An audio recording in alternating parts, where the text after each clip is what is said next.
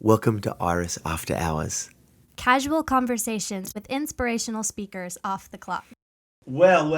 Welcome back to Iris After Hours. What was that? Here we are. What was mine? Sorry. Welcome. Welcome. I'm sorry, I liked it. Did you like it? Yeah. Let's try it again. No, we've already done it. But guys, we have got a really amazing guest today, and we're full of the power of the Holy Spirit because this guy has got God all over him, and we're picking it up in the room, and it's none other than rock star and dad himself, Brian Welch. Brian, thank you so much for coming. Thank you for coming here. Hi. That was an awesome introduction. I know. Thank you. He didn't actually touch on the band or anything. Just That's okay. yes, we'll get the there. power of God, Power of God. Whoa. which is true. Yes, paper's falling. That's a sign right there. The Holy Spirit just blew in here. Come on. I like that. Your nickname's Head. Yes. Where does that come from? Well, when I was 13, I went through puberty like we all do. And my head grew a few inches. And my body stayed the same for like a year. So all the kids are like, hey, look at the head, big head. It's horrible, right? That's pretty sad. Why are yeah. you laughing? That's what they did. That's so sad. Well, it mustn't be too bad because you still use that Yeah. name now. No, so, it was... So I'm figuring you must be healed from that. Yeah, it was pretty Because- bad though when I was a kid. But then when we started this rock band in L.A., California, in the early '90s, we were like, one of the guys was like, we need nicknames. And I was like, what do I call myself? And he said, didn't they used to call you Head? And I was like, oh yeah, okay, I'll go with that. Oh, so it's a sanctified version. It sanctified it after all those years. That really is. Deuteronomy 28:13, the Lord made you the head Whoa! and not the tail. See that? You like that? That is incredibly I love redemptive. that. Oh my gosh. I always assumed your band came up with that, but it's actually a better story. Right? Yeah. Wow.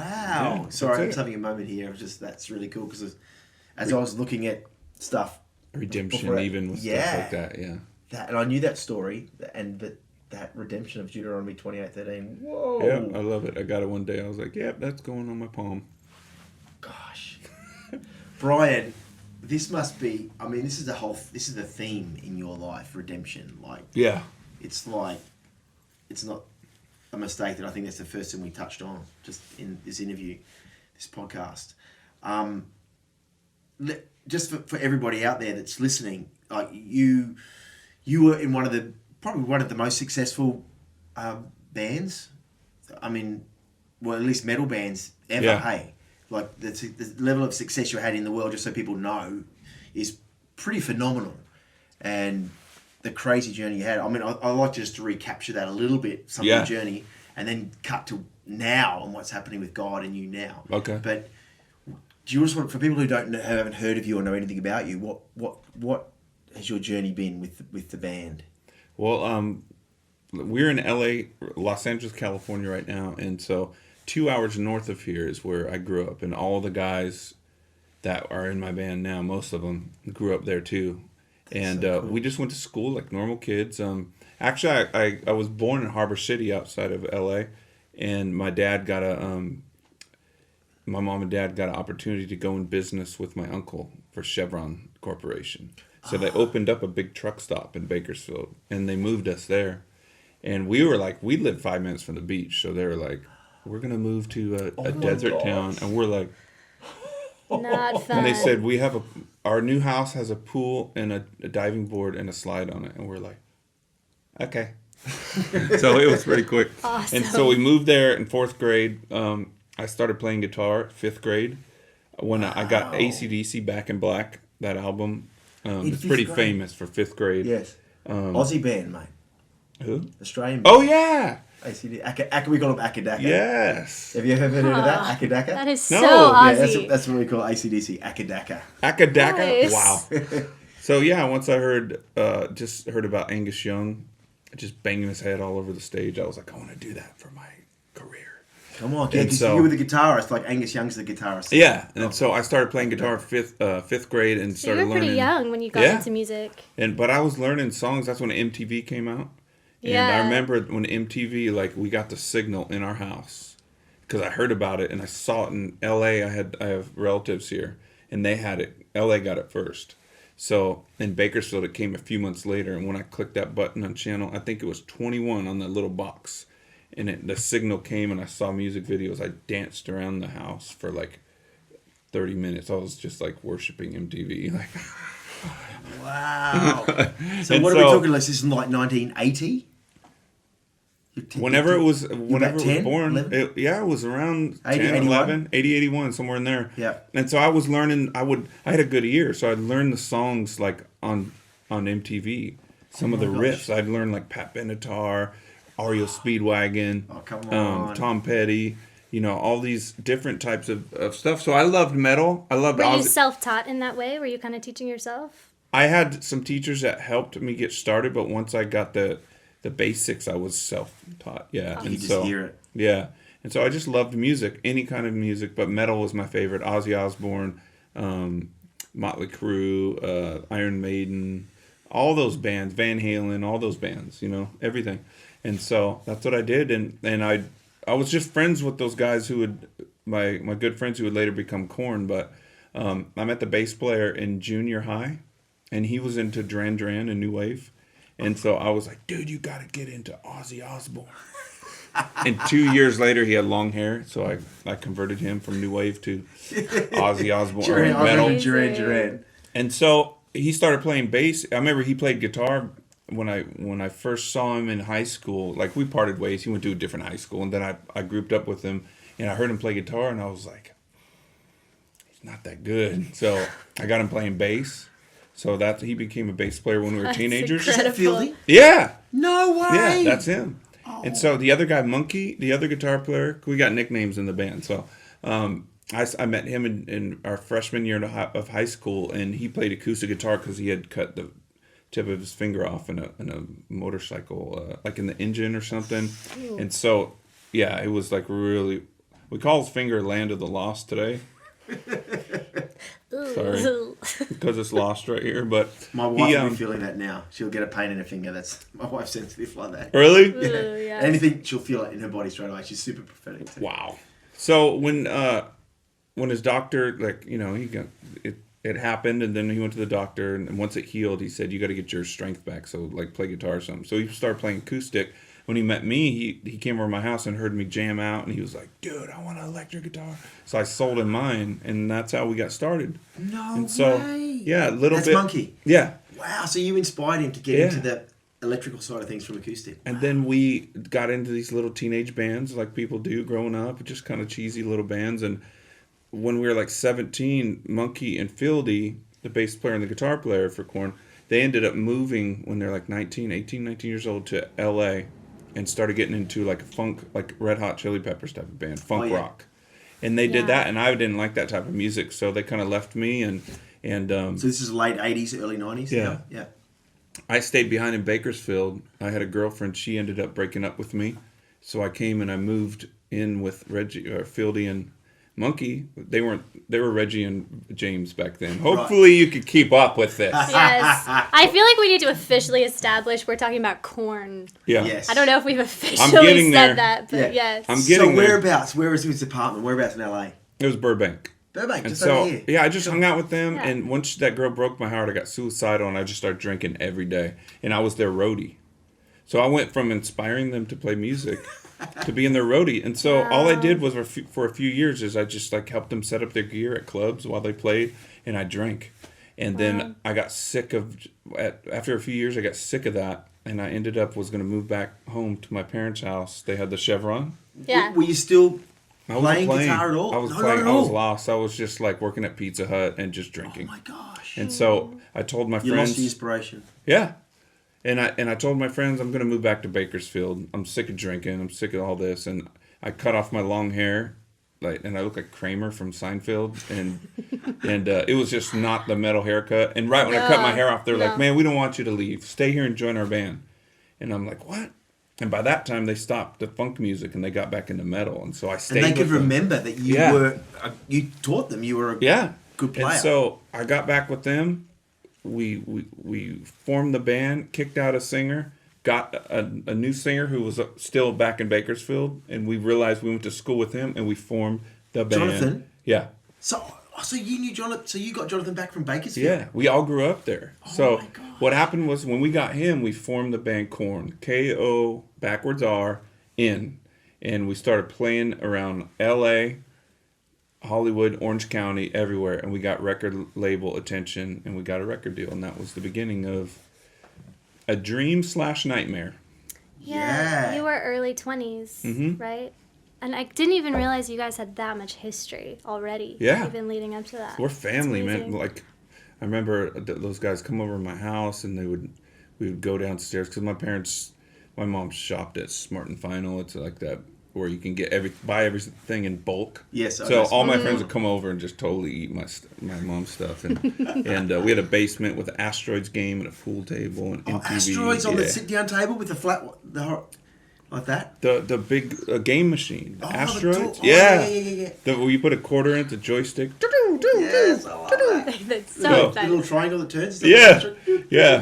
And you can press like hyperspace. And Like, no kid would last on that 2 seconds now because the graphics are just So nothing. true. No, I know. What I is bought this? my 5-year-old Atari, the original Atari. You did? Yeah, they got it at Rite Aid. It's got 100. Rite Aid? Yeah, Rite Aid was selling it. It's a reissued one, so Rite Aid? it's like wireless, but it's got all the old games like Frogger and like all those old Atari. Did he play them at And all? how's he Yeah, doing with that? he plays them. He loves them. Well, he's only 5. To make you happy. I mean, it's not He's the like, iPad, okay. that's for sure. But No. What's the history behind the name Korn? I read something that There's different stories going around. Honestly, it was just like we were talking to the singer in Huntington Beach Pier, which is like 45 minutes from LA south. We were like hanging out. We were like, we need a band name. What are we going to call ourselves? Mm-hmm. And Korn just floated around. There's a couple stories. I don't remember where it came from. Maybe that movie. There's a horror movie. A lot of us were into horror movies back then, like Children of the Corn. And so the singer's like, let's spell it wrong. So that, because he had a lot, our first record was a lot of lyrics about getting bullied, picked on, abuse from parents or family members. Could be sexual or emotional or the relationship woes.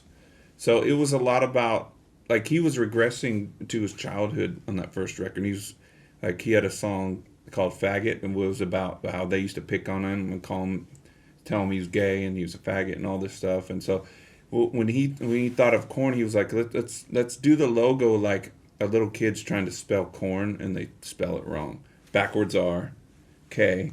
my son still writes. Yeah, My 5-year-old I still read does that. backwards R's. Like, Really? For real, yes. Yeah, so that's what kids do, and so Yeah. that's how we got our logo. And so our first record was pretty emotional, actually, and it was a thing of like, why did you do this to me? You know, was that one Issues? Which one was?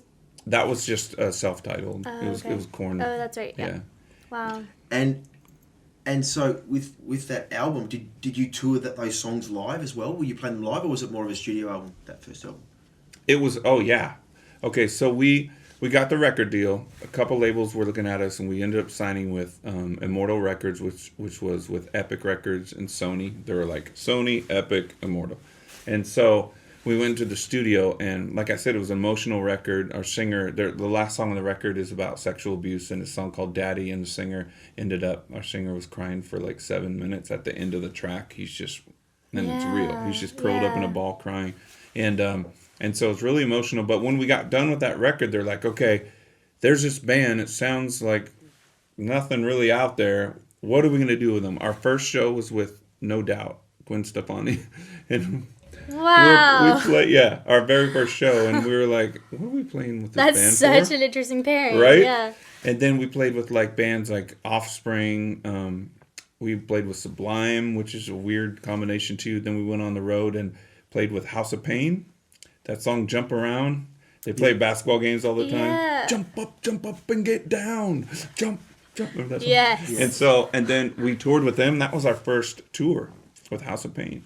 And another band called Biohazard. And then we started getting to the metal world. We got Megadeth, which is the guy from Metallica who started his own band, and Megadeth is called. Then we got on tour with Ozzy. Oh, and then way. We went gold. How was that? That was my childhood hero. I know. So that must have been incredible to score that. I didn't even care that he couldn't talk. I was just like, Ozzy, you rule. He'd rumble down the hallways and just like, I'd be like, Ozzy, go, have you heard Ozzy try to talk? Oh, he can't talk. Who cares? I'm like, you're Ozzy. I don't care if you speak English and I can't understand you.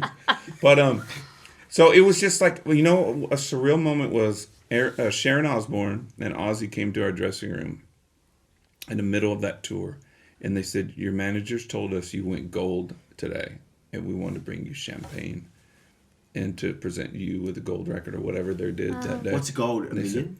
500,000. And that was our first record, like a year into it, less than a year. God. And so we were just like... So you couldn't have really anticipated how successful that was going to be. No, but Sharon, she's the one that saved Ozzy when he got fired from Black Sabbath. Mm-hmm. And he was holed up in a hotel here in L.A. just doing coke every day. She went and found him and got him up and said, you're going to go solo. You're going to be big in his career. And so she looked at us and said, you guys are going to go very far in the industry. And she just like kind of predicted it. Wow, like almost a prophetic voice. Yeah.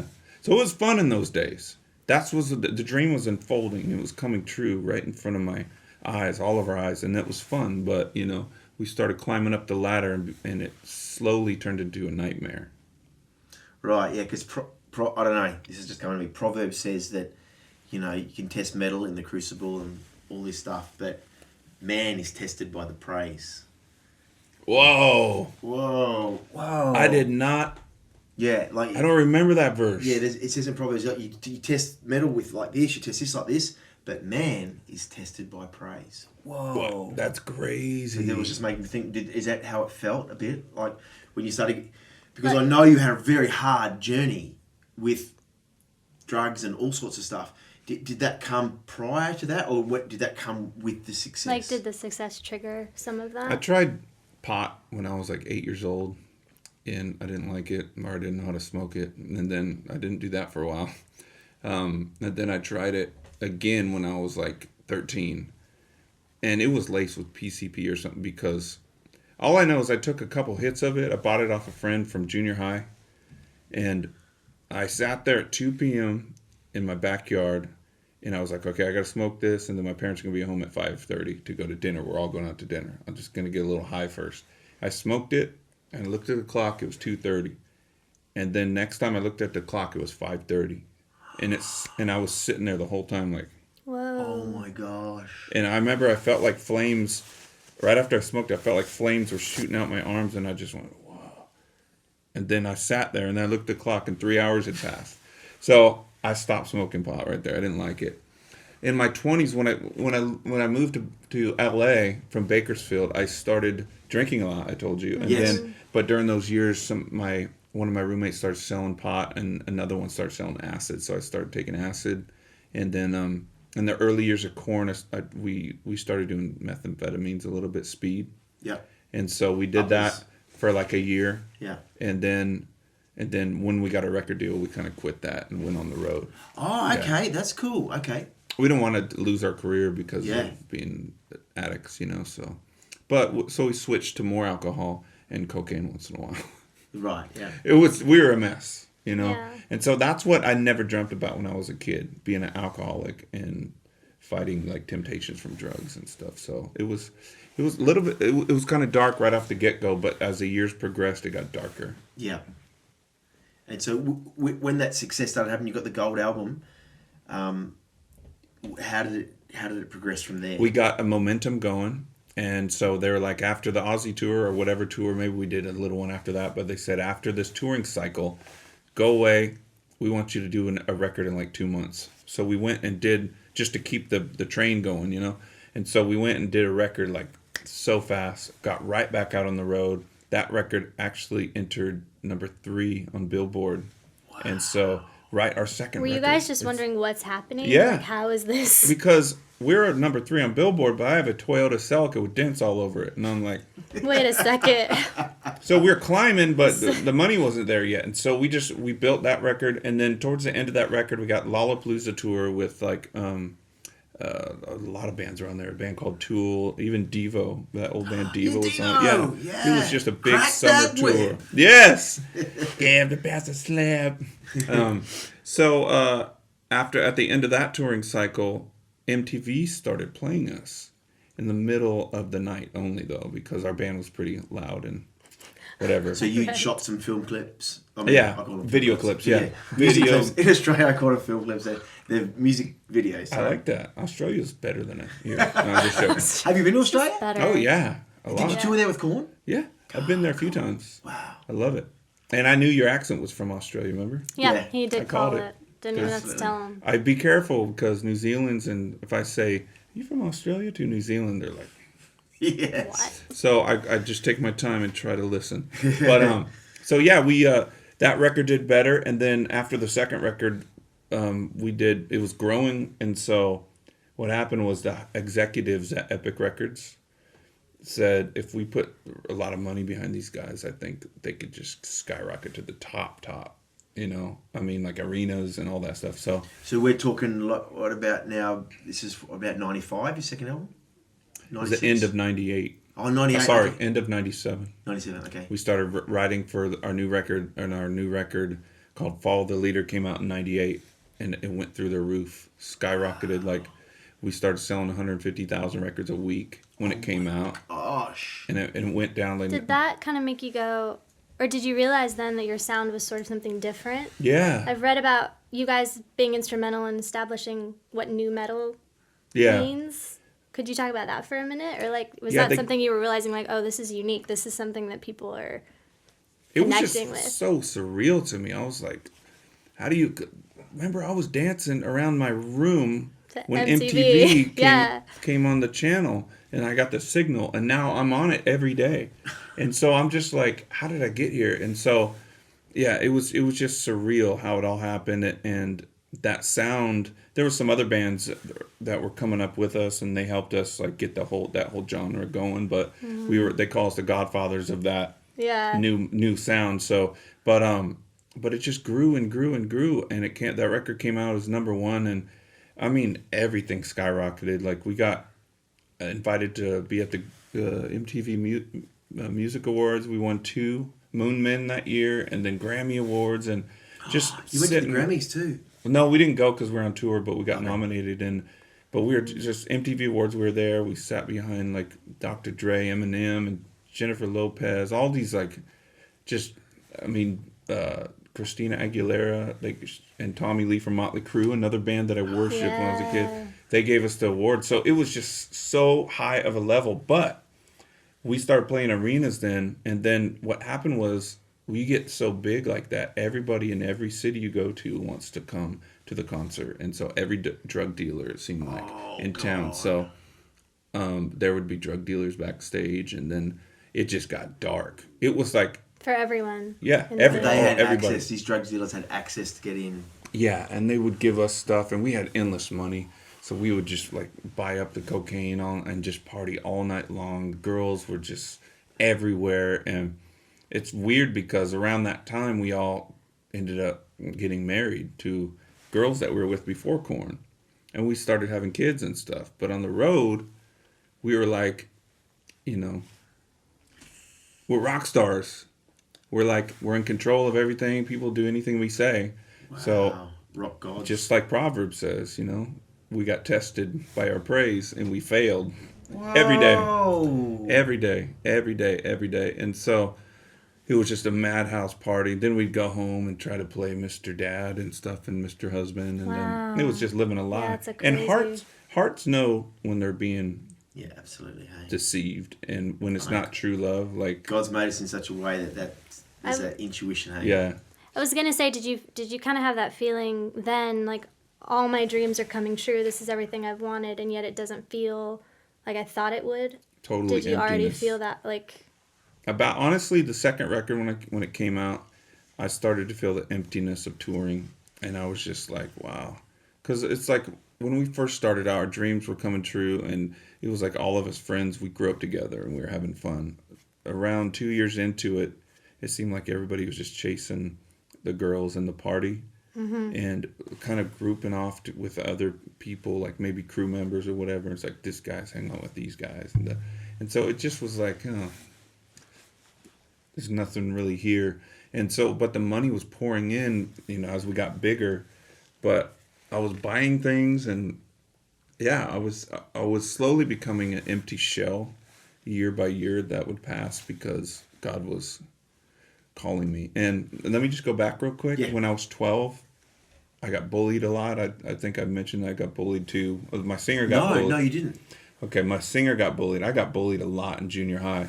And so I met a kid down the street from my house who was really nice to me. I ended up hanging out with him, and his mom told me about Jesus. No way. During this summer. And I had asked Jesus into my heart this one summer. Wow. Not with her around. Nobody knew but me and God. No I was way. at home because she said he's a savior. And I was like, Lord, if you're the savior of the world, then come into my heart. Whoa. And so I wasn't able to just live in this crazy debauchery on the road all those years because the Lord was with me. And so that emptiness was like a way of him just, pulling me to himself. But that would come a few years later. Yeah. Really, the story of you getting saved in, I think it's 2005, the salvation was earlier than that. God was with you already. I He was love with that. me. Yeah. He doesn't abandon us when we go into the darkness, does he? Whoa. Yeah. He's always, I'll never leave you or forsake you. That's what he said. So never means never, And it's not like I knew him and was just like, forget you. I didn't understand it. Because I lived like an atheist, I just asked him into my heart when I was a kid because if it was true, then I wanted it. But I didn't have the knowledge of it or the experience. So, but that desire is precious to the Lord. Yeah. And so year after year, the party just continued. Obviously, living like that, marriages don't stay together. All 100% divorce failure within 2 years after we got married. So divorce settlements, lawsuits, like so you're all everything. going through the same thing. Yeah, within like real short, real close to each other. But so my wife ended up leaving me. She got so bad on drugs, she got hooked on drugs really bad when I was off on tour. She was partying, and we had a daughter and everything. And so she was so bad that the courts gave me full custody of our daughter. And so my daughter's 3 years old. And you have full custody, and you're still touring, and you're addicted to drugs at this stage, right? Well, I played it. I stopped the drugs when I got full custody. I was like, I'm going to step up to the plate now. But that lasted 4 months. Wow. So I didn't have the strength. I remember there was a root of self-hatred that when I got picked on, I would look in the mirror when I was a kid, and I'd say, I don't like you. You're ugly, just like those kids say. I felt that. And so all those years through Korn and everything, it was, I need to turn that off. Sorry. It's okay. No, you're fine. Oh, that's fine. Oh, mine's off. It's Can I probably start important. that over? I think that's, It's yeah, probably- yeah. It's probably important, The phone? Make sure The there's... statement. The call. No, that was an alarm. Sorry, I just had to turn it off. We're good. Can I just say the root of self-hatred real Yeah, quick? Because yeah. it ties into what... ready? So there was... When I was getting bullied in my junior high school years, there was I remember looking in the mirror and just feeling that, like, having thoughts of, I don't like you. You're ugly. You know... And I didn't feel good about myself, but I carried that self-hatred all throughout Korn and everything. And so that's why I couldn't stay sober. I didn't like myself. Yeah. I didn't like myself looking in the mirror. And so I just wanted to be another person. And so I drank and did drugs and everything. And so I got sober when I got full custody of my daughter. But then 4 months later, 9/11 happened and all that stuff. And they were talking about World War III. And I was like, I just started drinking. I was like, what's the point, man? This whole world's jacked up. And so I started drinking. I promised I wouldn't do crystal meth again, but by that time I moved all the way back to Bakersfield, where my parents still live to this day. They were helping me raise my daughter. How young was she? Was she really She was young? about 3 then. Wow. 3 or 4. And she, actually 5, she started kindergarten and everything. And I was up drinking one night with a friend, and we ended up getting crystal meth. And that I was like, I'll just do it tonight, and that turned into a 2-year addiction. Every day I took it. That's a pretty crazy drug, Yeah. isn't it? Crystal meth. Yeah. Like it screws with your head a little bit. No? Oh, big time! Like it'll make you psycho. And like I was trapped though. It was a perfect place for me to be because when you're on your back and you got nowhere else to look but up, you know. Right. So it was. I look back, and so it was ended up being a good thing. But so I did that for Wow. 2 years. And Were you once on a break from touring at that point then? I was touring the whole You were time, touring. off and on. Oh, okay. Off and on. Yeah. So once I was in Europe, and I had my dealer package a couple 8-balls of crystal meth and send them to me through FedEx, and that's when I was like, Wow. okay, it's time to get sober. You've really gone past the line here.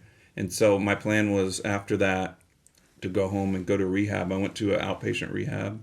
I couldn't get clean. Nothing worked. And I had 2 friends that invited me to go to church during that whole time. And I was like, I'll try it. I just pictured Ned Flanders from The Simpsons, but I was like, but I went. And this guy got up there and said, you come to Jesus as you are. Don't change yourself.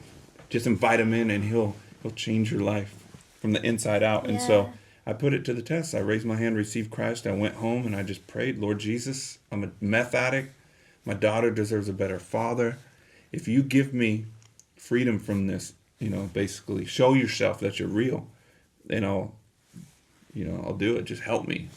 And I was going to church high, and I just kept, because the guy said, be yourself, come to Jesus. And so I would go high, and within a couple of weeks, I had an encounter at my house where I felt like heaven open up around me, and arms just came all around me. And I was looking for an angel or Jesus walk into the room. It was so like, because I'm not, yeah. Wow. And so I looked up and I said, Father, and I felt like I was home for the first time in my life.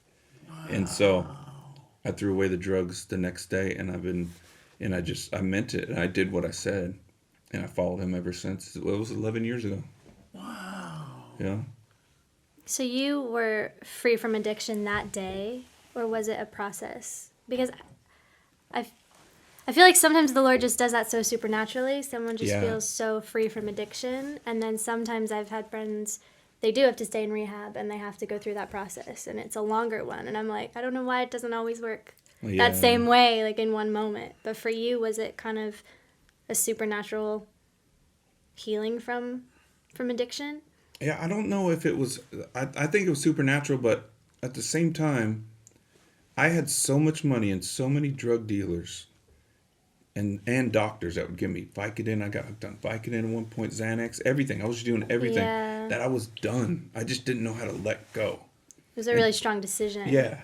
And so when Jesus came and he revealed himself to me in that room that day, I felt the presence. I felt like heaven opened, and I felt a love from another dimension.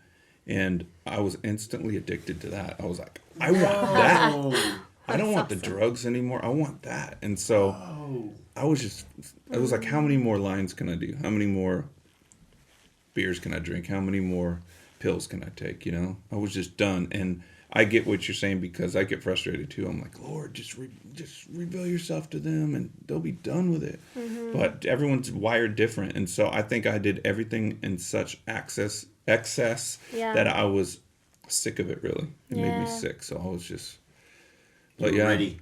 It was quick though. You were ripe. Yeah, and that ready. sounds quick. That's amazing. Whoa. Yeah. I mean, it took him like 20 years after I asked him into my heart to so if you look at it like that, it wasn't really quick, Right. Yeah. Yeah. But he knows the right timing. And was it right after that you decided to leave the band? It was. I remember the Christians that I was hanging out with, they were like, stay in the band, you could change the atmosphere there or whatever. That's interesting. Yeah. Your Christian friends were saying that. Yeah. Yeah. But I remember one day this guy was telling me that, and it was like I heard, but felt the Lord like drop words into my spirit, just like, go home and quit the band. Be with your daughter and get off the road and just follow me, get to know me. And so he was telling me to stay and I walked out of his kitchen. I said, I got to go. And I went and quit the band right then. And then I found out that they were wrapping up a $23 million deal with EMI Records. $23 million, because we had worked on Epic Records, Sony, for 10 years, and we did so well that basically we went to other labels and give us a blank check, and we want this amount of money. Wow. So I didn't get a dime of that, and I was like, I don't care anymore. I just want to be home with my daughter. That actually, they toured so much after, because they signed a check and they had to work that money off. Gosh. Yeah, so it was a blessing not to get any of that. Yeah.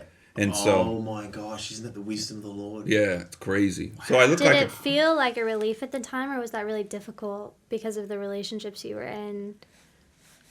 it was difficult because me and the guitar player were like guitar twins, and we did everything together musically. Yeah, just And one so- question about that.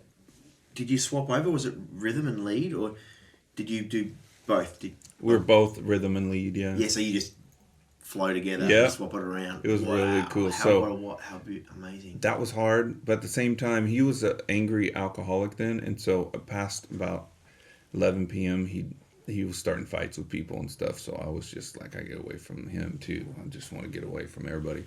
So it was it felt like I was doing something meaningful for the first time in my life. That really meant like everything, because Jesus. Because it had so much weight. It had so much weight. It's God. Who cares about career and all that, or fame? I was like, this has so much meaning. But then I'd have days where it was really hard and emotional, because I grew up with those guys, and I know it was ugly and it was hurting people. And so it was up and down a little bit. So they didn't understand. I imagine they were like, what? Why? Homie did one too many lines of meth, thinks Jesus is talking to him. That's exactly what happened. And so a lot of the fans thought that too, but yeah. But it after the dust settled, they signed the deal and they went off and did their thing, and I went off and did mine, so it was fine. Yeah, so it wasn't like you left them and they lost money. Yeah, they got more money. They were blessed, yeah. They got my part. So you didn't feel bad. So they got an extra, like after taxes, $3 million to split up or something. Wow, that's so crazy. Wow. And you became single dad, like full time. Yeah. After that. It was cool to look at my daughter and be like, I'm gonna quit because when I told her, or my parents, or said, your dad's got to go to work, that meant see you next month. Yeah. And so I looked at her and said, I'm going to quit my work and be home with you. And she was just like, she felt so special. She just smiled, and then she was like, is that allowed? Can grown-ups quit their work? So she didn't understand it. Like, she was 5 years old. But just to be home with her and make her breakfast, take her to school, pick her up from school every day was just like, it was magical, man. Wow. Because I never did that her whole life, and so preschool, none of that stuff. I was there as much as I could be, but so I just did that for the next few years. And I was telling you guys earlier where I moved to Phoenix, Arizona, and started having really, like, I was the type of guy, I was like, Lord, I'm going to go in this room and I'm going to do whatever it takes spiritually to build myself up. I want to get as close to you as I can. I want to know you. I want to really, really know you. I want to know you as much as these guys in the Bible. I want to know you. And so I would do that, and I started having these encounters with God in Phoenix, and he became so real to me. And he also, you know what's like? It's like when you get saved, you guys probably know, like when you get real with the Lord, you feel this, whoa, and you're just like, oh my gosh, this is so, and you get so zealous and everything. But then after a little bit, he'll take you through the trials. It's like he shows you who you're going to be, and he lets you feel that, and then he takes you through the process of trial and tribulation and blessing for a few years to get you, and then you end up that person that he shows you you're going to be in the future. Because I had a lot of crap that needed to get healed and delivered and everything. So I was going to say, it wasn't just I'm saved and it's smooth sailing now and my life's just easy. It was actually a crazy process, even though you're out of the band and all this other stuff. Yeah. It was quite a journey.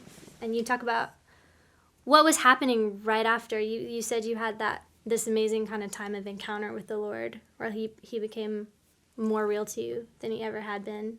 You're having these experiences, and then what started happening after that?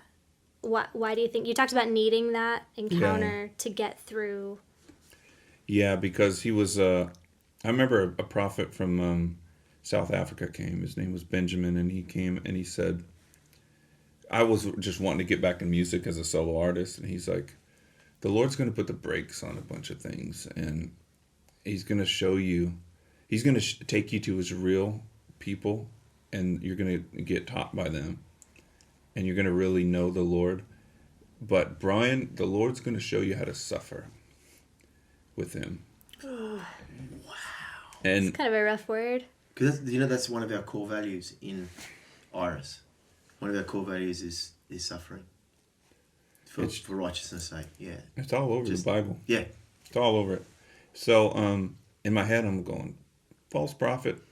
Because I'm going on tour next month. That's what I would want to say. You know, but like, what? At the same time, I love and he's been faithful to that. He showed me how to suffer, and he showed me his real people that have really taught me amazing things, and so yeah, it was a lot of things that happened. I had good times with my daughter in the beginning, and then next thing you know, in 2008, the financial crisis hit with the everything. The market dropped. Yeah, and I started. That's when I moved to America. Really? We immigrated in 2008, and the market was just falling. Perfect. Yeah. Perfect time to move and buy.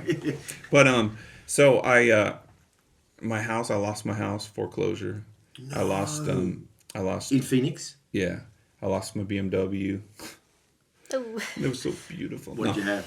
A 7 Series with 22-inch rims, and so I lost 2 vans that were a part of this company I started, and I got in business with this guy, started all these companies, and I put my millions into it, and I lost every dollar that I had into that, and that guy disappeared, and so everybody sued me because I'm the public, I'm the name. You're the public figure, yeah. So they sued me, and so talk about losing everything. But I would pray, I'd be like, Lord, give me more faith. And then my money grew wings and flew away, and I'm like, Lord, what's happening? He's like, you asked for more faith? And everything was gone. And I had friends that were like, their houses were short selling, and they were getting out of their stuff, and mine foreclosed. Boom, bad credit. And I'm like, I'm the one that's like seeking you the most. Like, what's going on? These guys weren't even Christians, some of them. And did you ever wonder in that moment, hey, wait, why did I leave the band? Like, oh, yeah. Or were you like, wait a second? Totally. But at the same time, it was confusion because I mean, even like your family, Joyce Myers, like all these people I would read about, and I learned that before the Lord exalts you, he humbles you, and he walks you through seasons of faith where you're like got nothing but his hand of provision. And so I knew that. And so when I was losing everything, but then I'd have days where the spiritual attack was so strong that I'd be like I shouldn't have left Korn. Yeah. I made the wrong decision. I'm going to have to move in with my parents for a couple of months. Yeah. What am I going to do? And so it was really crazy. It was like back and forth. I thought I was losing my mind. Yeah. Hang on, about your parents. How was it with your parents? Did they found it weird that you found God, or how did they respond? You got great questions. You both do, but I remember they thought I lost my mind like everybody else. But they must have been thinking, oh my gosh, he's into drugs and he's not looking after his daughter properly or whatever as well. I mean, they must have thought you needed something, did they? Or did you not let them in? Did they know what was really going on with you? They knew something, but they played the parents where they looked the other way and they're like, oh, he's fine. He's just a musician, Right. And so I was a functioning alcoholic and drug addict, as much as I could. But so when I got saved, though, I was just like, my issues with my dad, he was angry a lot growing up, and he drank a lot when I was growing up. So things were bubbling to the surface right when I got saved. So it was weird. I got saved, and then I was like pushing my family away, and I was hanging out with the church people, So so my mom's like, what's happening to you? Why you left the band? Like, what is this church? And I gave her a book, Fox's Book of Martyrs, and I said, this is who I am now. Subtle. I did that to my poor mom. That's the most full-on Christian. I was gonna say, yeah. What to give your mother? It's not like easing her into Fox's Book of Martyr is like all the deaths. I was coming off of drugs, man. But it's a powerful book. It's amazing. Oh yeah, but you don't give it to your mom when she's like trying to figure out what's going on with Christianity. Oh great. So Brian, that is hilarious. My son's gonna die. But God was really kind and all that. So they got curious and they started going to a more conservative church by their house, checking out Christianity. Wow. And then they ended up giving their lives to the Lord. They didn't. Like that, I think later that same year or something, within a year or two, for sure. How did you feel? Oh my gosh. When I tell the story to Phildy, the bass player, he tears up every time because he knew you folks. He knew my dad. He knew that he was, drinking sometimes and he was angry and stuff. And so I showed him the video of my dad getting baptized. He's like, woo! He's, cause it's crazy. That's another thing I was super curious about, was Fieldy's journey into faith. Were you part of that, or was that just God acting? God. I tried to help him. Gosh, for those who don't know, the bass player of Korn became a Christian. Yes, as well. the bass player of Korn became a Christian. Story. This is crazy. Because I thought, sorry, I'm going to admit my ignorance here, because I thought you were the bass player, because I thought it was the bass player that became a Christian. I thought it was only one story, because I didn't know Korn. That's how God confused everything. You know how hard it made it on me? I'm like, people would be like, why'd you have to leave Korn? He's still in band. He's a Christian. I'm like, oh yeah. Because and I would go play shows. 10 people come and watch me play, and Fieldy's playing with 50,000 still, and I'm just like, what's going on? So it was really all that pride. God was taking that pride. Remember, I love the Proverbs thing. I'll go back to that. Like, man gets tested by praise. So I was getting tested by lack of praise too when I was going to playing, and so the pride, my pride was just getting melted, and I'm like, I was cringing like a little demon with holy water poured on him. So can I tell you Fieldy's story real quick? Yes. His dad was a prison minister, and so his dad's he's a PK. Fieldy's a PK. Well, he got saved. We would drink with his dad when we were kids, right? But he got saved when we were like 15, 16. And then he told us we had demons when we were kids. He'd be like, when he got saved, he was like, "You need to get away from that. There's demons. You guys there have demons." And we were like, "Yeah." Also not subtle. Yeah, exactly. People do that. But so years later, I get saved. I leave the band. He gets a hold of me, or I get a hold of him. Fieldy's dad, and he says, "Man, I've been praying for you guys for years." No. He goes, "I want my son to know Jesus too." My gosh. He goes, I go, in my head, I'm thinking, good luck with that. Because Fieldy, let me just tell you, Fieldy was like the gangster of the band. Like, he loved rap music, and he'd be like, what, punk? Like, he would just treat people like he would control us and all that. And so his dad told me on a phone call once, he goes, "Man, I want my son saved." He goes, and I'm thinking, good luck. And he goes, "If I go to Jesus, when I go to heaven, if my son's not saved, then I'm just going to be like, give me my son. I want my son saved." So 2 months later, his dad gets this weird disease, and he dies. I got saved in January. His dad died in May, I think. In 2005. Yeah. Wow. Gosh, this is all happening at once. I know. Almost like a crashing of heaven. So I went to the funeral, and I saw Fieldy there, and I told him, and I said, I was crying, and I said, "I just want to tell you, your dad said that if he dies and he's going to go straight to Jesus, he wants you," or whatever like that. He wants you to walk with Jesus. And he looked at me at the funeral and everything. He goes, "I got Jesus in my heart. You ain't better than me." And everyone looks at us, and I'm like, what? And that was it. I just got away from him. We went separate ways. But I guess after that, he went home and he had a Bible and he just started reading it. And slowly but surely, his life started to change.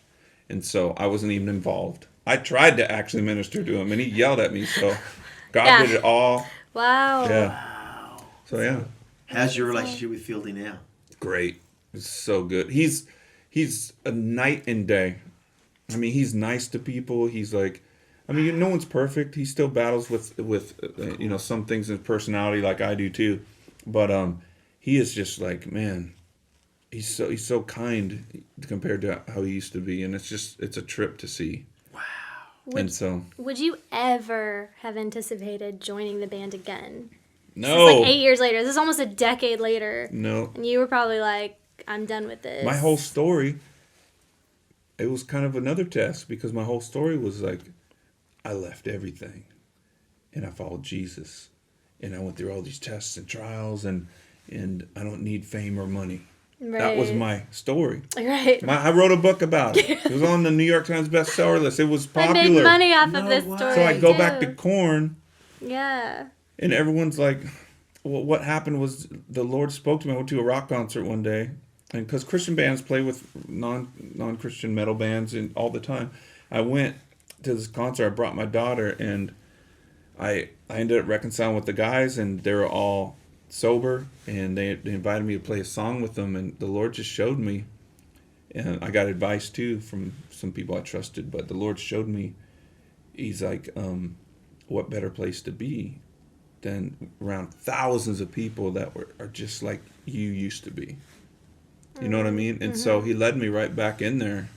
And the music is, honestly, Christians get held up on like, what about the message and the language and stuff like that? And that's all there is. It's just the songs are angry and there's some cuss words flying around, but that's it. There's no drugs backstage or nothing. And I get to tell my testimony in interviews all the time, and I get to meet with fans after the show. We did a movie. It's on Netflix.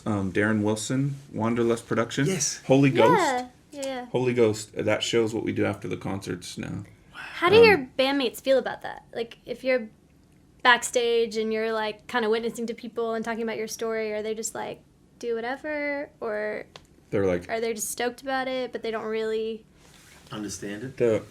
The singer, he I think everyone has some kind of history with a church or something, Christianity in some way, some negative and some good, but they like the singer loves to play video games, and so he'll go play video games. Our guitar player, Monkey, he likes to relax and FaceTime his kids and everything.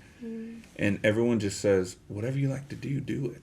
Awesome. Life's too short. If you want to go tell people about Jesus, go do that. That's awesome. If you want to play video games, go do that. It's just God's hands on there and on the whole situation. That's amazing. And it's just cool to see. So, yeah, it's beautiful.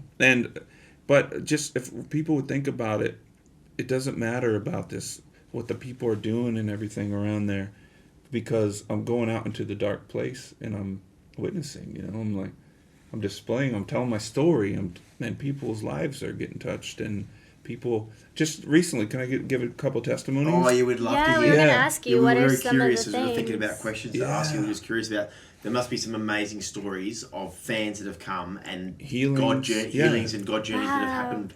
There's some resistance. Like my first time when I started doing this, I'm going to do this every night. I went and I grabbed a group of people and I was like, hey, you guys, come here. I'm going to tell you something. And I start telling my story. And this girl lifts up her shirt right in the front. And I'm like, all right. So I kept going and I had friends out there and they're like, hey, just let him talk. And I gave my testimony and so people prayed to receive the Lord and everything. And so it was like that. It was like trying to get me to maybe back down from doing it or something, like spiritually or something. And I was like, that just stuff doesn't faze me. So, and then, so I started doing that every night. And so we've had healings happen. We've had some people resist it, and that's fine too, because seeds, I love it because when they resist it too, I say, okay, if you're not ready for this, that's cool. But I lead them to the Lord. I show them how to go to the Lord. I say, listen, when you are ready, because there's going to be a time in your life, all you got to do, when you're alone, just go, Lord Jesus, come into my heart. When you're laying in your bed and it's only you and not your friends around, I still lead them and show them how to do it. But there was Robbie Dawkins came out, and this guy was out in the crowd when I was talking to, and he was like, where's the strip clubs? He was just being disruptive. And at the end of the thing, a fan got healed after Robbie prayed for him. Robbie Dawkins is a healing evangelist, so he's a friend of mine. And a fan got healed, and this fan that was yelling for the strip clubs was like, I need my back healed. I broke it at a Korn concert 10 years ago. Whoa! I started laughing because I knew what God was going to do. And I took him, I go, Robbie, right here. And he goes, I'm not going to pray for you, but this fan who got healed is going to pray for you. And you're going to see Jesus is the one that heals, not me. So he got the first fan, and he prayed for the guy that was yelling for the strip club, and he started bawling right there. He said, oh my effing God. Is this stuff's real? I could touch my toes. I haven't touched my toes. And he goes, my mom's been telling me about this for years. I go, do you think I would be out here still sweaty? I didn't even take a shower yet, telling people about Jesus, and it's not the most popular thing to do at a rock concert. If it wasn't real, you think I would be doing this if it wasn't real? And he's like, oh my gosh. And so he got saved, and then I remember this couple, they lost their 4-year-old son after his tonsils were taken out, a really strange thing. And so it was like, I think it was 4 or 5 years, they were trying to get pregnant, they had 2 miscarriages, and they came there, they're just asking everybody if they could meet Korn, because the husband, they're Christians, but the husband Korn helped him grieve with his anger, about losing his son. Wow. We ended up praying for them. That's amazing just in itself. Isn't that incredible? Right? I mean, God will use stuff, And so we prayed for them, and they were pregnant a week later. Wow. They drove to another show, and they came and told another group of fans their testimony. I mean, Oh my gosh. I love when the dramatic stuff happens, and I'm just so thankful Wow. that their lives they're pregnant, and I'm still friends, and they come out and hang out with us still to this day.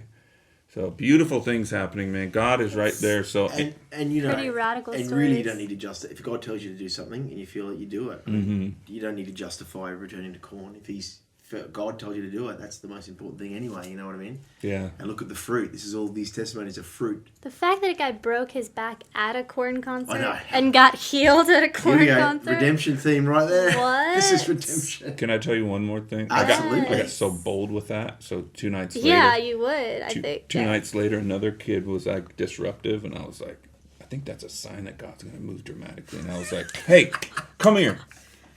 And I go, you're going to pray for someone. And he's like, no, I'm not. And I go, who here has something wrong with their body? And this guy raised his hand. I go, come here. I go, pray for him. He goes, no. And he walked away, and I was like, oh, who here has a problem believing this stuff? And this guy over here raised his hand. I go, come here. You're going to pray for him. God's going to heal this guy right now. Prayed for him 3 times, didn't get healed. And I was like, well, Jesus changed my life, you guys, and let me pray for you. So I felt so humiliated. It's not a but formula, that's for sure. right? I And guess. so there are failures, and sometimes I look Yeah. stupid, but every time that happens, God comes back. Like, we always get the victory. So, like, the next show, it'll be something awesome. And sometimes it's just really cool, and I love But you on never people. know what happens after that. Exactly. You get to heaven, you'd be surprised. That could be one of your greatest testimonies, that failure up in heaven, when you feel like what happened in whoever. What if a lot of these metalheads are, like, resistant to it, and they're in their 30s, and 10 or 15, 20 years from now, they're older, and they're more mature, and the seed just sprouts, Yeah, and they exactly. come alive. They're not listening to metal anymore. They got their kids and everything, and that's what I think God's doing. He's preparing Yeah. stuff, But Absolutely. there's a lot of instant stuff, change lives and everything. But I think there's going to be a lot, like thousands of just later bloomers. Wow. Yeah, definitely. I've got an question. I mean, it's not even a question. I just suppose, to me, it seems like you've been able to maintain yourself, and you came to faith, but you didn't. You changed, but you didn't change in the sense that you're still yourself now. You're still Brian, Mm-hmm. and you're authentic. They're authentically yourself.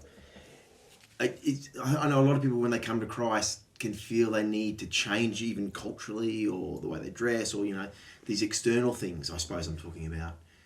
Do you have any advice to young believers about just when they receive Christ, about not having to, it's not the internal is more important than the Yeah. external. You know what I mean? Yeah. Because people could probably look at you, conservative Christians could look at you and go, "Oh my gosh, that guy's not a Christian." Yeah. I mean, I don't know if you've Or encountered people have. You've talked about feeling judged from other Christians for going back to the band, Yeah. right? Like, you've dealt with that. I mean, I judged Fieldy for being in the band. I didn't Yeah. lash out at him like some of these keyboard gangsters on Facebook, but I was like, dude, I told him once, I was like, you can't play those songs, Yeah. So I get them, and I've been there once before, so I try to give them grace. But you guys, God's so hungry after the world, and Wow. and he's not religious. He's just loving. And Jesus, he argued with the religious people, and he loved the sinners, and he wants us to go out and be with people that were like I was, and so that's what he has me doing. It's a calling, though, Yeah. It definitely is a calling, and he does it through churches too, where he gets the people to get sick of their lives, and then they're led into churches and stuff, and then they get saved there. That's the way to do it too. But some people he just likes. He's like, I'm going to use this one to be a little radical. And like, Jesus loves to shake things up, man. Yeah. It does. He loves to shake things up sometimes. And he's loving, but he's a fire, and he's untamable. He's a lion. He's a fire that can't be put out, a lion that can't be tamed. It's just like, yeah, it's amazing, man. It's really amazing. It's like, it's the funnest thing I've ever done, walking with God. And if I wasn't led back into the band, like, that's my thing that I love doing, is walking with God. It's like he could have led me out of music and done something else, and Mozambique or something, and you know what I'm saying? Like I just Absolutely. want to be where he wants me to be, and this is where I'm supposed to be now. Yeah.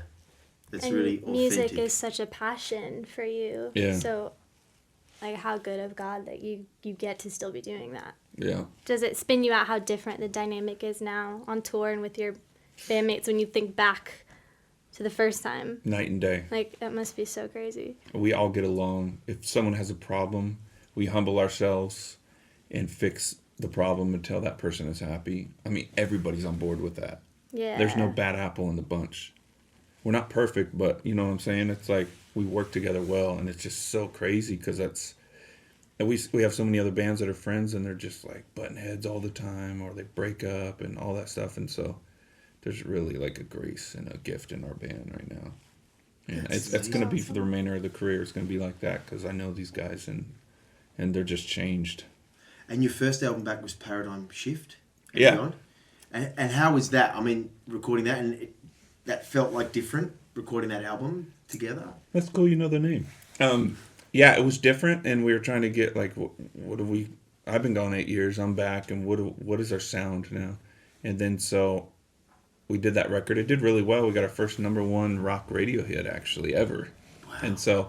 And then we did our newest album, and I think it has more of a Korn feel to it, and a lot of the fans are really happy. It's really heavy, and it's passionate. Yeah.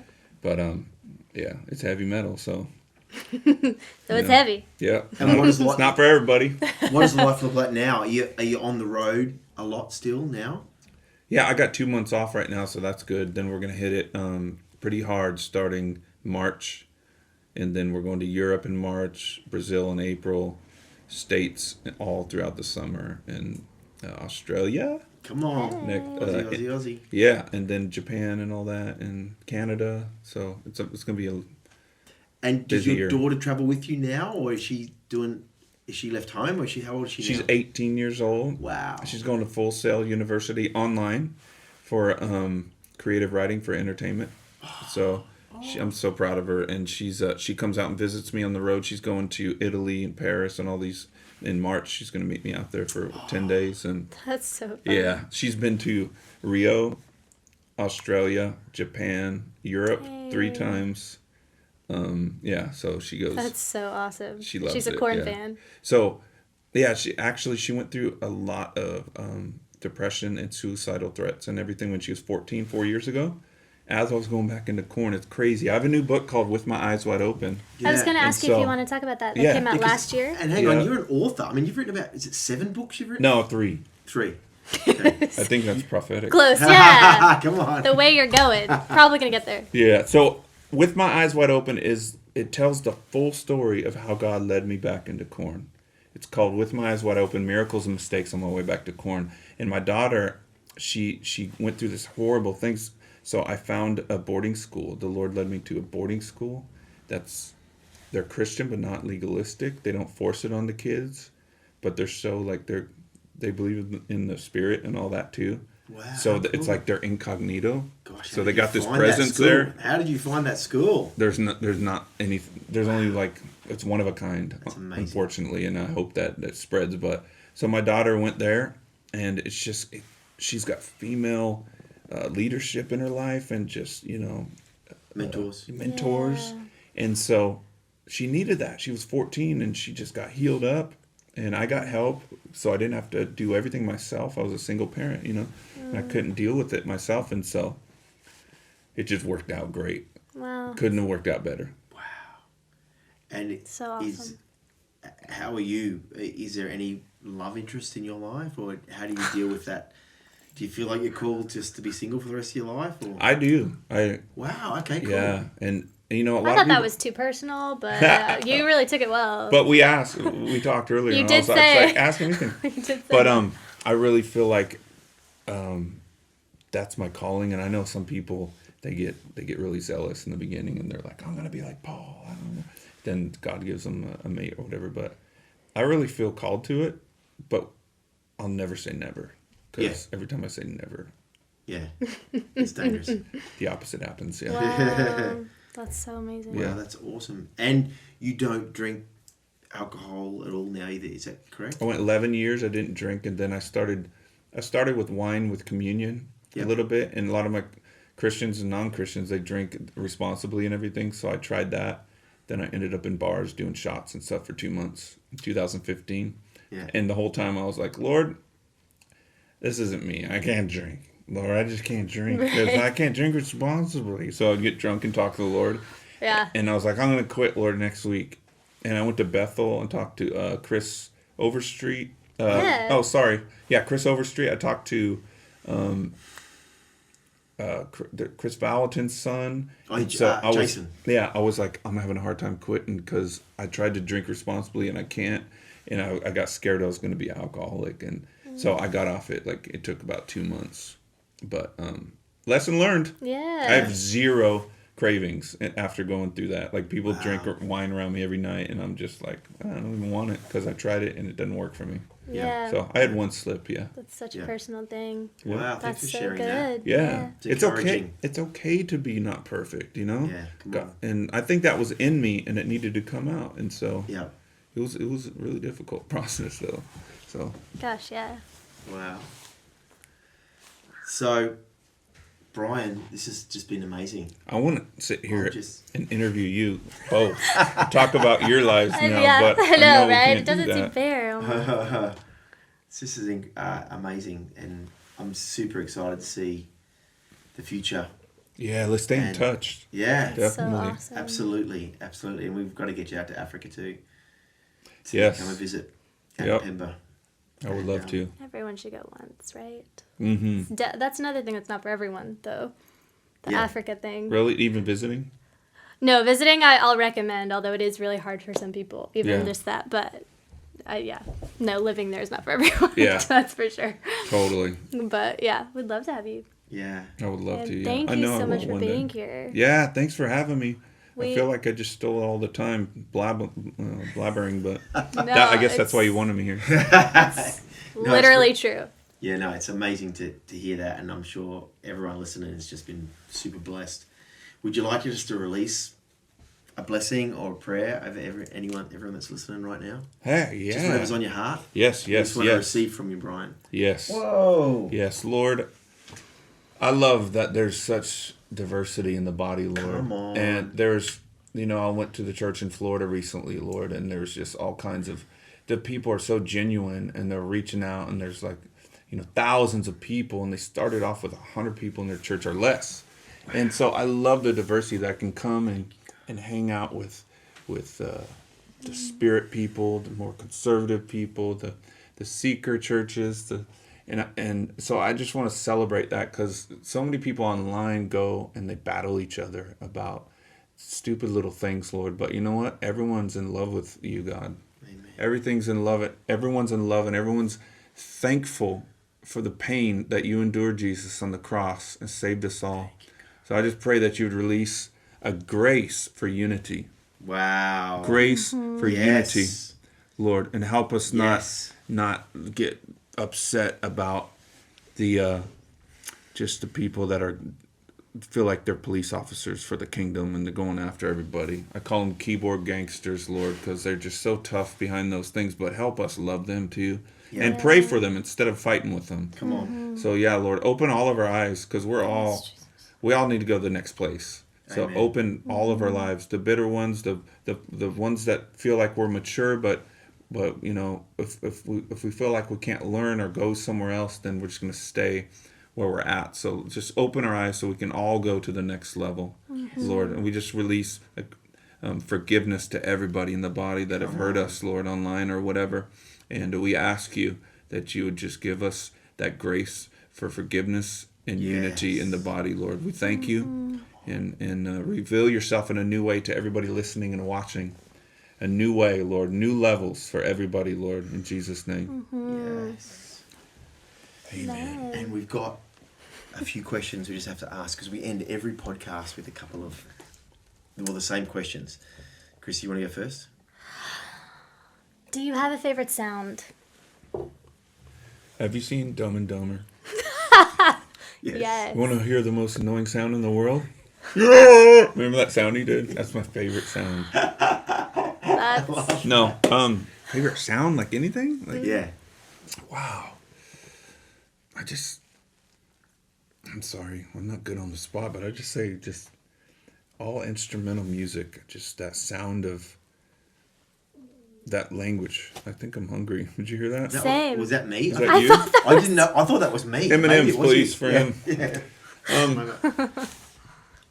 Yeah, just music. Yeah. Sound of Do music. you like classical music? Yeah. Yeah. Because some of that instrumental stuff's really amazing. Yeah. Oh my gosh. But if it gets too technical, then my brain takes over. Then I like the music that the sound of the music where it makes my heart like open. You know. Yeah. So I love melody.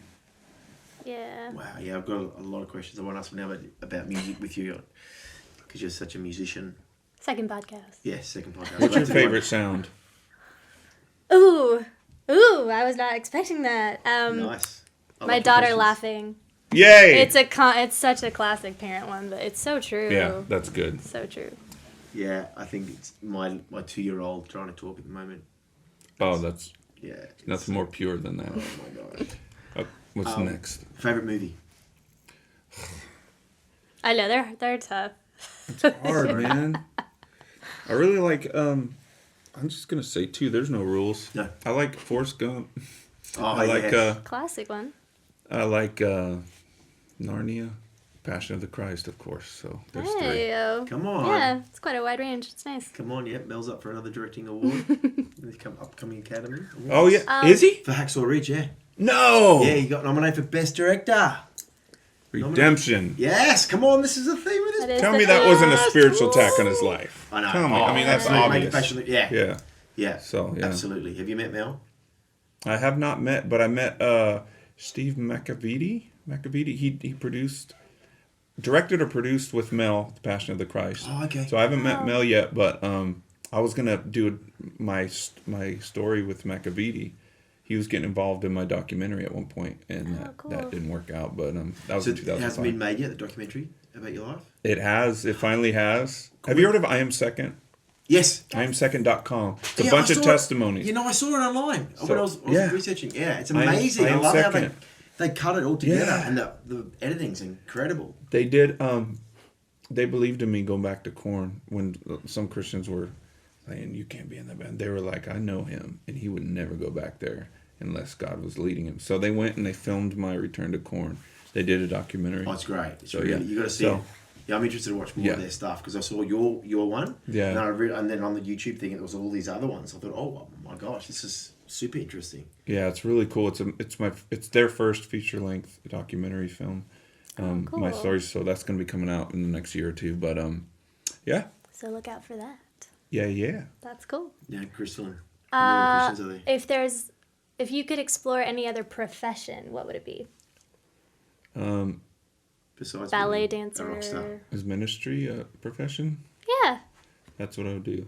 Yeah. Wow. Because, I'm in ministry, but I got a career in music too, but everything is ministry to me. But I Yeah. would I kind of look forward to the time when I don't have to, when I don't travel on the tour bus, because those are hard to live in for me.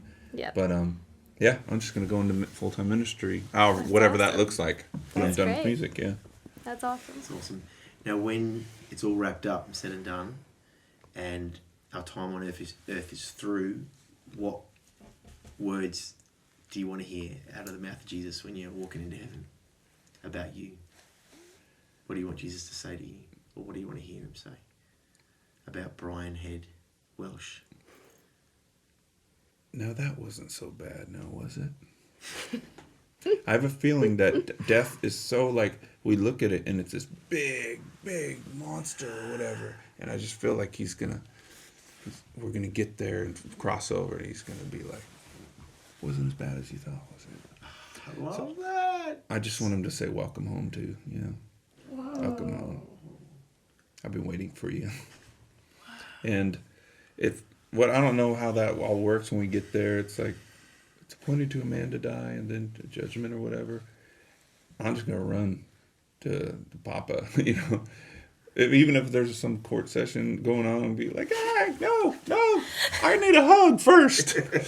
I need a hug first. Then we can get to all that other stuff. So, yeah. That's so good. Fantastic. Is that all the questions? I can't remember. There was 3. Yeah. Yeah, that's it. I mean, yeah.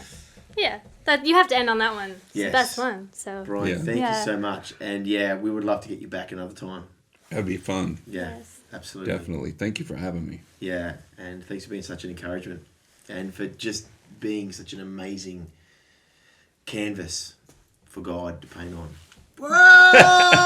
Canvas. Oh, that's so good. Yeah. So, Well, I've been encouraged by this ministry over the years. So, yeah, it goes both Yeah, ways. thank you for your support. Yeah, Yeah. we need to Honestly, have you this back is- because I feel like there's so many things we didn't cover. I know. Like you've done amazing humanitarian stuff. Oh, there's so many things. Part 2. Yes, Yeah, part and 2. music. I want to get into more about music. Yes, Okay. definitely. And which one are we closing out on?